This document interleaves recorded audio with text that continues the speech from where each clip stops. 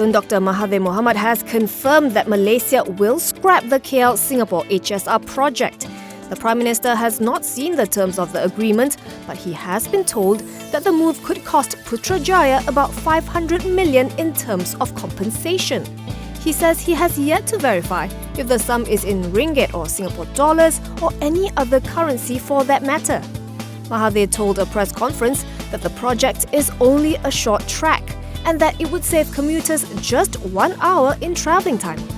He adds that it would only cost Malaysia a huge sum of money and that the country will make no money at all from the agreement. The HSR is a 350-kilometre double-track route linking Kuala Lumpur and Singapore. It was expected to start operations from 2026.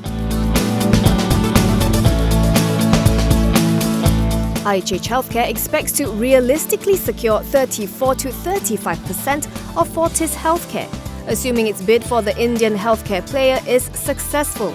IHH MD Dr. Tan See Leng says the consensus from Fortis' minority shareholders is that they don't want to exit. He says some of them are also IHH shareholders who want to continue riding on growth with IHH.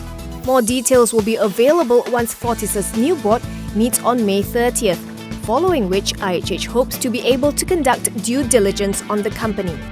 IHH is offering 175 rupees per share and a subsequent equity infusion at a per share price not exceeding 175 rupees for the Indian hospital chain.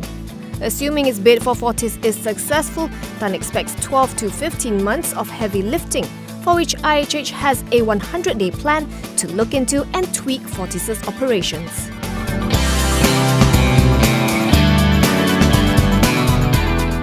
Maybank posted its highest ever first quarter net profit thanks to higher net interest income and Islamic banking income. Earnings climbed 10% to 1.9 billion ringgit, while revenue improved by 2% to 11.5 billion ringgit.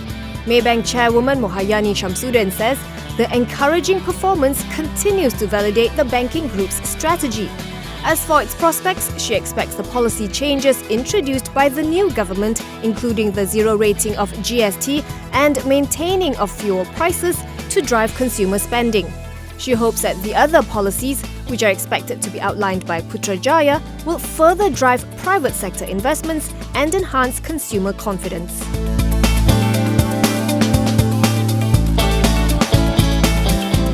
Felda Global Ventures saw net profit slide 22% to 1.33 million ringgit, mainly due to lower CPO prices.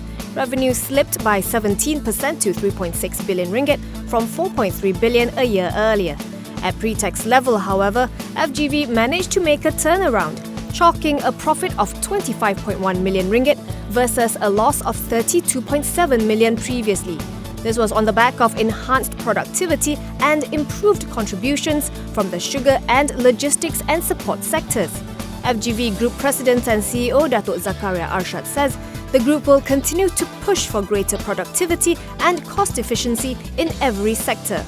While acknowledging the challenges ahead, the group expects its 2018 results to be satisfactory.